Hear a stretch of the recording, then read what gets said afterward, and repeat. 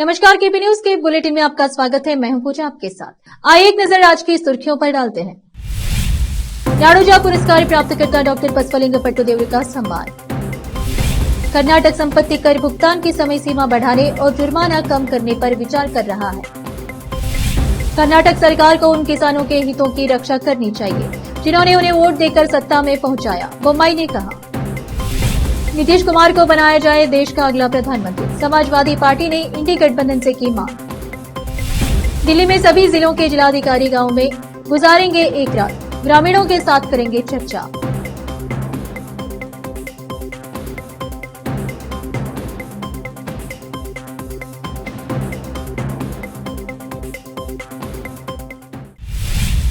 देखते समाचार विस्तार से।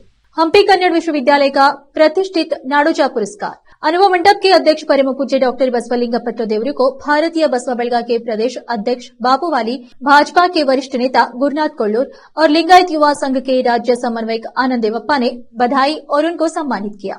विशेष संवाददाता की रिपोर्ट। कर्नाटक राज्य वैज्ञानिक अनुसंधान परिषद जिला इकाई के अध्यक्ष देवी प्रसाद कलाल ने कहा कि विद्यार्थियों को रचनात्मकता का विकास करना चाहिए। उन्होंने शहर के ऋषिकेश शिक्षा संस्थान संपदा अरुणोदय प्राथमिक एवं उच्च विद्यालय द्वारा आयोजित विज्ञान एवं कला प्रदर्शनी का उद्घाटन करने के बाद कर रहे थे। वैज्ञानिक सोच का समावेश होना चाहिए। उन्होंने कहा कि उन्हें कुछ नया खोजने की कोशिश करनी चाहिए। परिषद के महासचिव बाबूराव दानी ने कहा कि किसी भी देश के विकास में विज्ञान और प्रौद्योगिकी की भूमिका बहुत महत्वपूर्ण है। अध्यक्षता कर रहे स्कूल प्रशासक संतोष कुमार मांगलोर ने कहा कि सामग्री प्रदर्शनी बच्चों की प्रतिभा को मंच प्रदान करती है। राज्य वैज्ञानिक अनुसंधान परिषद HN पुरस्कार विजेता शिव कुमार कट्टे का अभिनंदन किया गया। विशेष संवाददाता की रिपोर्ट। कर्नाटक के उप मुख्यमंत्री DK शिव कुमार ने कहा कि कांग्रेस के नेतृत्व वाली राज्य सरकार संपत्ति कर और जुर्माना के भुगतान के लिए अधिक समय देने के लिए कानूनों में संशोधन करेगी। RBNMS हाई स्कूल मैदान में सरकार आपके द्वारा शिकायत निवारण कार्यक्रम के बाद पत्रकारों से बात करते हुए शिव कुमार ने कहा, शिकायत निवारण बैठकों के दौरान संपत्ति कर और जुर्माने के भुगतान के लिए अधिक समय का अनुरोध करने वाली कई अपीलें हैं, कई याचिकाएं भी मांगी गई है। संपत्ति कर भुगतान प्रक्रियाओं को आसान बनाना सरकार अधिकारियों के साथ चर्चा के बाद नियमों में संशोधन करेगी। कई लोगों ने आवास या भूखंडों में व्यावसायिक संपत्तियां बनाई हैं और उस पर जुर्माना लगाया गया है। कई लोगों ने राय व्यक्त की है कि जुर्माना बहुत अधिक है और समय सीमा बहुत कम है। इस पृष्ठभूमि में सरकार भुगतान की समय सीमा बढ़ाने पर विचार करेगी। दंड और प्रक्रिया को भी सरल बनाना है। उन्होंने कहा कि हालांकि राज्य सरकार सुधार लाएगी, लेकिन यह महत्वपूर्ण है कि लोग अपनी संपत्तियों के अनुसार तुरंत कर का भुगतान करें। कर्नाटक के पूर्व मुख्यमंत्री बसवराज बोम्मई ने कहा कि सरकार को उन किसानों के हितों की रक्षा करनी चाहिए जिन्होंने कांग्रेस को वोट दिया और उन्हें राज्य में सत्ता में लाया। राज्य सरकार द्वारा 105 करोड़ रुपए की सूखा राहत पर्याप्त नहीं है। कोई नहीं जानता कि इन पैसों से कितने किसानों का फायदा होगा। प्राकृतिक आपदा की गंभीरता बहुत अधिक थी और राज्य सरकार द्वारा जारी की गई राशि बहुत कम है। उन्होंने कहा कि उनकी राजनीतिक इकाई केवल इसलिए अस्तित्व में है क्योंकि वहां किसानों के हितों की रक्षा करते रहे और हमेशा उनके अधिकारों को सुनिश्चित करते रहे हैं। उन्होंने कहा, मैंने हमेशा उनकी आवाज उठाई है। बोम्मई की टिप्पणी मुख्यमंत्री सिद्धरामैया के उस बयान के बाद आई है जिसमें उन्होंने कहा था कि भाजपा नेता अपने राजनीतिक अस्तित्व के लिए राज्य सरकार पर आरोप लगा रहे हैं। बोम्मई ने कहा कि केंद्र से NDRF दिशा निर्देशों के अनुसार राहत राशि की मांग करना आम बात है, लेकिन किसानों को पूरी राशि जारी करके संकट में फंसे कृषक समुदाय को बचाना राज्य सरकार का कर्तव्य है। शनिवार को विजयपुरा शहर के पास मदन भावे क्रॉस पर कर्नाटक राज्य सड़क परिवहन निगम KSRTC की 2 बसों के बीच आमने सामने की टक्कर में 2 महिलाओं की मौत हो गई और 10 से अधिक लोग गंभीर रूप से घायल हो गए। मृतकों की पहचान बसवन बागेवाड़ी तालुका डोलूरा निवासी 36 वर्षीय साजिदा बेगम मकंदर और कलबुर्गी शहर निवासी 31 वर्षीय रोहिणी पांचाल के रूप में की गई। घायलों में बसों के चालक और यात्री शामिल हैं, जिन्हें जिला अस्पताल ले जाया गया। घायलों में कुछ की हालत गंभीर बताई जा रही है। एक बस विजयपुरा की ओर जा रही थी और दूसरी विजयपुरा से सिंदगी शहर की ओर जा रही थी। इस घटना के कारण राष्ट्रीय राजमार्ग 52 पर 3 किलोमीटर तक जाम लग गया। वरिष्ठ पुलिस अधिकारी मौके पर पहुंचे और हालात का जायजा लिया। बीजापुर से फिरोज शेख की रिपोर्ट। लेते एक छोटा सा ब्रेक, चल लौटते हैं ब्रेक के बाद।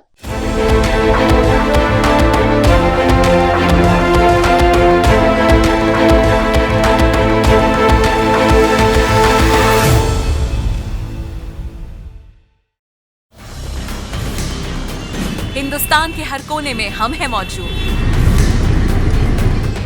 24 घंटे हालात पर गहरी नजर, खबरों से जुड़े चुपते सवालात, और आपको दिखाता है धार्मिक, सामाजिक, राजनीतिक, लोकल और इंटरनेशनल न्यूज की सबसे बेहतर कवरेज, जो आपको रखती है हर पल बाखबर। देश और दुनिया भर की खबर के लिए देखते रहें KP news 24/7। Noor education trust Bidar की ओर से चलाए जाने वाला Noor M Ed and B Ed college Bidar, recognised by NCTE Delhi and affiliated to Bidar University, Bidar. Admission are open for the academic year 2023-24. विशेषज्ञ और सक्षम शिक्षकों द्वारा शिक्षा प्राप्त करने के लिए नूर एमएड एंड बीएड कॉलेज में दाखिला लें और शांत वातावरण में शिक्षा प्राप्त करें। बीदर शहर में बेहतर शिक्षा का एकमात्र केंद्र Noor M Ed and B Ed college, Shahpur gate, Bidar. Phone numbers 9945283920, 8482221297। Hindustan के हर कोने में हम हैं मौजूद। 24 घंटे हालात पर गहरी नजर, खबरों से जुड़े चुपते सवालात, और आपको दिखाता है धार्मिक, सामाजिक, राजनीतिक, लोकल और इंटरनेशनल न्यूज की सबसे बेहतर कवरेज, जो आपको रखती है हर पल बाखबर। देश और दुनिया भर की खबर के लिए देखते रहें केपी न्यूज 24/7।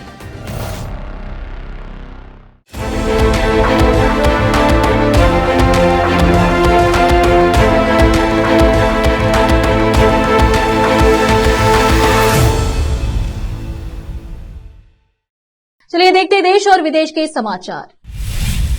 लोकसभा चुनाव 2024 के मद्देनजर विपक्षी गठबंधन यानी इंडिया अलायंस लगातार तैयारियों में जुटी हुई है।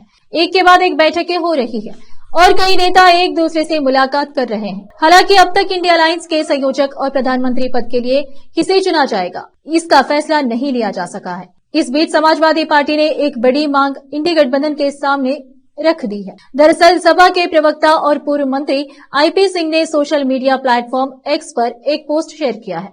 सपा प्रवक्ता के इस ट्वीट से इंडी गठबंधन की तरफ से चुने जाने वाले प्रधानमंत्री पद को लेकर राजनीति बढ़ गई है। दरअसल सपा नेता आईपी सिंह ने सोशल मीडिया साइट एक्स पर पोस्ट लिखा, देश भर के पटेल समाज और पीडीए ने तय कर लिया है कि पिछड़े वर्ग के पटेल श्री नीतीश कुमार जी को देश का अगला प्रधानमंत्री बनना है। सिंहासन खाली करो की जनता आती है। बता दें कि आईपी सिंह ने जो तस्वीर शेयर की है उसमें समाजवादी पार्टी के मुखिया अखिलेश यादव की तस्वीर और जदयू के प्रमुख नीतीश कुमार की तस्वीर है। इस तस्वीर में लिखा है, यूपी और बिहार गया मोदी सरकार। दरअसल समाजवादी पार्टी के पीएम पद के लिए नीतीश कुमार का नाम आगे बढ़ाया है। दिल्ली के लेफ्टिनेंट गवर्नर वीके सक्सेना के फरमान के बाद अब दिल्ली के सभी जिलाधिकारी गांव में एक रात गुजारेंगे और विकास योजनाओं की समीक्षा कर उसके मुताबिक योजनाओं की रूपरेखा तय करेंगे। जानकारी के मुताबिक दिल्ली के सभी 11 जिलों को जिलाधिकारियों को यह निर्देश जारी किया गया है कि वे गांव में एक रात गुजारेंगे। राजनिवास के अधिकारियों ने बताया कि इस माह के प्रारंभ में 180 गांवों के प्रतिनिधियों के साथ संवाद एट राजनिवास संवाद पहल के बाद उपराज्यपाल ने घोषणा की। जिलाधिकारी अपने अपने जिलों में गांव में एक रात गुजारेंगे। उन्होंने कहा कि उस हिसाब से जिलाधिकारी 7 जनवरी को सुबह गांव में पहुंचेंगे और वहीं रात बिताएंगे। उन्होंने कहा कि गांव में ठहरने के दौरान अधिकारी क्षेत्र एवं आसपास के गांव के लोगों के साथ संवाद सत्र करेंगे तथा फिर योजना तैयार करेंगे, जिसे दिल्ली विकास प्राधिकरण डीडीए अमल में लाएगा। राजनिवास के अधिकारियों ने बताया कि इस पूरी कवायद का लक्ष्य महत्वाकांक्षी दिल्ली ग्रामोदय अभियान के तहत दिल्ली के गांव के लोगों के साथ संवाद कर उनके विकास की योजना तैयार करना है। डीडीए 800 करोड़ रुपए से अधिक की लागत से यह महत्वाकांक्षी अभियान अमल में लाएगा। उपराज्यपाल डीडीए के अध्यक्ष भी हैं। महाराष्ट्र के भंडारा जिले में आयोजित एक सार्वजनिक कार्यक्रम में एक बार फिर केंद्रीय मंत्री नितिन गडकरी का बेबाक बयान सामने आए हैं। यहाँ एक कार्यक्रम के दौरान नितिन गडकरी ने कहा कि वह मजाक में कहते हैं कि सरकार विषकन्या की तरह है, जिधर सरकार की मदद मिलती है वहां प्रयोग बंद पड़ जाता है। साथ ही उन्होंने कहा कि कुछ अधिकारी ऐसे भी मिलते हैं जिन्हें समझाते समझाते सिर के बाल तक उड़ जाते हैं। वहीं उन्होंने अपने अन्य कामों के बारे में जानकारी देते हुए कहा कि आगे का रास्ता सही है। कलेक्टर और एसपी साहब से विनती है कि इसे आगे बढ़ाएं। मैं मीटिंग लेकर परेशान हो गया हूं। केंद्रीय मंत्री नितिन गडकरी ने महाराष्ट्र के भंडारा में एक कार्यक्रम के दौरान वहां पर उपस्थित लोगों को संबोधित करते हुए कहा कि सही अर्थ में मैं सरकार में हूं। मैं हर दम कहता हूं कि सरकार के काम में कभी हस्तक्षेप करने का नहीं और कभी उनसे मदद लेने का नहीं। मैं मजाक में कहता हूं कि सरकार विषकन्या की तरह है, जिधर सरकार की मदद मिलती है वहां वो प्रयोग बंद पड़ जाते हैं। मैं अब सोशल एंटरप्रेन्योर हूं। मैं कभी सरकार से मदद लेता नहीं हूं, कभी सरकार के अधिकारियों के पास जाता नहीं हूं। उन्होंने कहा कि यहाँ बैठे हुए अधिकारी अच्छे हैं, बाकी के अधिकारियों का हाल है कि वो काम बंद ही कर देते हैं। उनको कन्विंस करते करते सिर के बाल उठ जाते हैं। लोगों को धोखे में रखकर पैसा ऐंठने वाले लोग किस हद तक अपना दिमाग लगाते हैं, इसकी एक झलक अनुपमपुर जिले के जयथारी थाने में देखने को मिली। यहाँ संगीता शर्मा नाम की महिला ने पुलिस को एक शिकायती पत्र दिया है।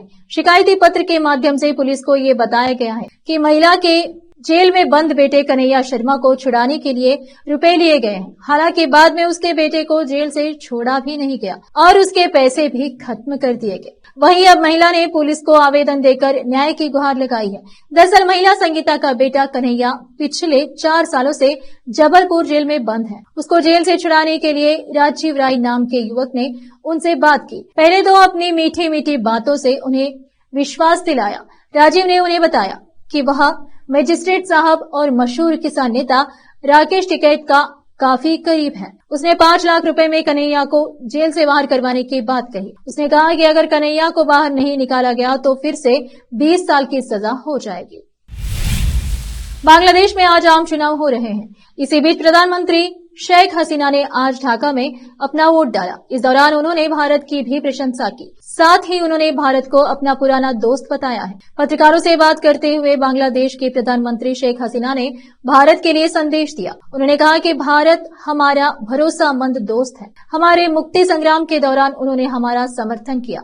1975 के बाद जब हमने अपना पूरा परिवार, माता पिता, भाई खो दिया था, उस समय उन्होंने हमें आश्रय दिया।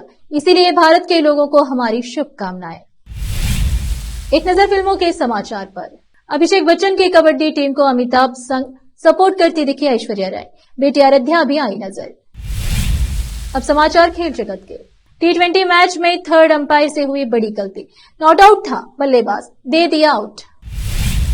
आखिर में देखते ही समाचार बाजार के। साल बदला पर चाल नहीं, एफपीआई लगातार कर रहे भारतीय बाजारों में निवेश। फिर से एक नजर सुर्खियों पर। नाडोजा पुरस्कार प्राप्तकर्ता डॉक्टर बसवलिंग पट्टुदेवरी का सम्मान। कर्नाटक संपत्ति कर भुगतान की समय सीमा बढ़ाने और जुर्माना कम करने पर विचार कर रहा है। कर्नाटक सरकार को उन किसानों के हितों की रक्षा करनी चाहिए जिन्होंने उन्हें वोट देकर सत्ता में पहुंचाया, बोम्मई ने कहा। नीतीश कुमार को बनाया जाए देश का अगला प्रधानमंत्री। समाजवादी पार्टी ने इंडी गठबंधन से की मांग। दिल्ली में सभी जिलों के जिलाधिकारी गांव में गुजारेंगे एक रात, ग्रामीणों के साथ करेंगे चर्चा।